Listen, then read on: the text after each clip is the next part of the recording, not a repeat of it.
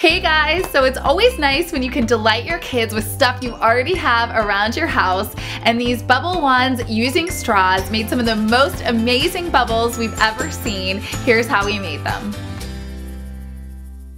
Okay, so first we made the bubble solution using Brooke's amazing 4-ingredient recipe, starting with 16 cups of water. Good job. 8 ounces of liquid dish soap. We gotta like tip it, like boom. Like it's clean, right? What? That's my boy.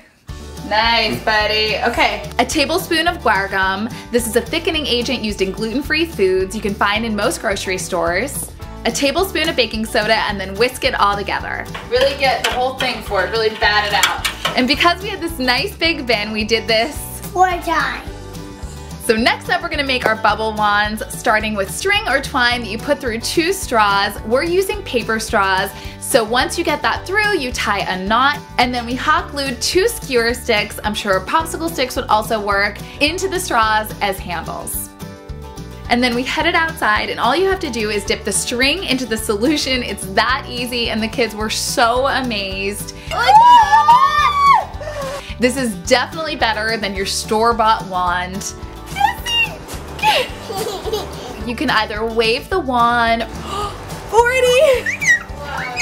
Second, Mommy, second. Or blow into it. Oh my God! Presley was trying to get her head into it. Close one. And it's nice because there are handles.